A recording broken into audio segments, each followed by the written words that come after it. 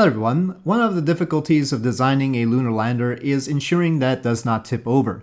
We have seen this problem play out time and time again with lunar lander probes. You can see some examples here as I searched for lunar lander tips over. And so I tend to overcompensate for this, trying to get my lunar landers to be short and have the legs splayed out as wide as possible to give it a good base to land on, so that I don't tip over. But part of it is my own piloting capability. But then, we see this happening in real life as well. But when we look at SpaceX's lunar Starship, invariably they have very small legs and a very narrow base. Of course, their skirt is very low, so there's the possibility that the skirt itself would help prevent it from tipping over. But it does seem rather optimistic. But we understand why they want such small legs, because you want your legs to be as little mass as possible, and Lunar Starship is already very heavy. It is trying to carry very heavy loads to the lunar surface, and any amount that you increase the size of the landing legs will decrease the amount of payload you can carry to the surface. And as people in Kerbal Space Program trying to figure out the landing leg situation, we don't really know how realistic our landing legs are, because there isn't a whole lot of data as to how heavy they would be. We have maybe some data for landing on Earth, like with the Falcon 9 landing legs on a drone ship, but even then we don't actually know how much those landing legs weigh. But we certainly don't have many data points that are for the moon, which is 1/6 Earth's gravity, and it's not so simple to figure out exactly how heavy a landing leg you need. So we don't know if our equipment is going to be enough. But now we have our new data point, possibly our only data point, because ISRO, the Indian Space Agency, has released the details of their Chandrayaan-3 landing legs, and that was a successful lunar lander. And they not only gave the information and allowed people to copy it, but also gave the specifications. So let's take a look. Alright, so we have the specifications here. The lander craft mass, the total mass, is 800 kilograms. And it shows the touchdown specifications that they plan for. They want a vertical velocity of 2 meters per second, horizontal velocity 0.5, which is actually pretty high, and then a slope of 12 degrees.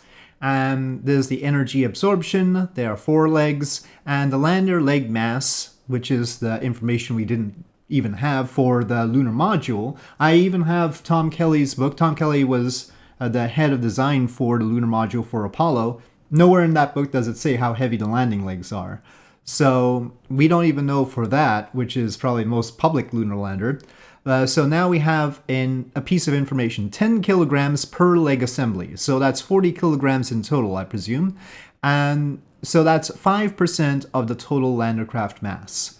Now, we expect that this would be a relatively heavy one, because this is scaled down. It's small scale. It could benefit from being upscaled. Also, it's going to be very simple compared to more complex hydraulic things or other mechanisms that could ease up on the amount of mass that it has to be.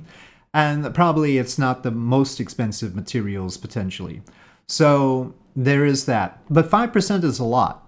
I mean, if we think about how heavy lunar Starship's going to be on landing, then the dry mass is probably on the order of 100 tons. They're aiming to carry 100 tons of stuff to the ground. And in the beginning, they're going to have to carry propellant as well to leave the surface. So we're talking about 600-700 tons. Let's say 600 tons. And then so 5% is going to be 30 tons. 30 tons of lander leg, if they were designed like this. So that would cut into the payload capacity, and maybe you'd be only getting 70 tons instead of 100 tons. Depending on the dry mass of Lunar Starship, you would potentially not be getting that. But anyway, so there's a point of reference now, because we very much did not have any, as far as I could find. We had the numbers in Kerbal and we went with it, but You might have noticed with some of the planes as well, I don't know exactly how heavy the landing gear needs to be. If you just naively scale up the landing gear, it gets to be really, really heavy, way past what it ought to be compared to the lander craft mass, as they call it here. So we're going to say that 5% is the absolute maximum for landing on the moon, but that's pretty high.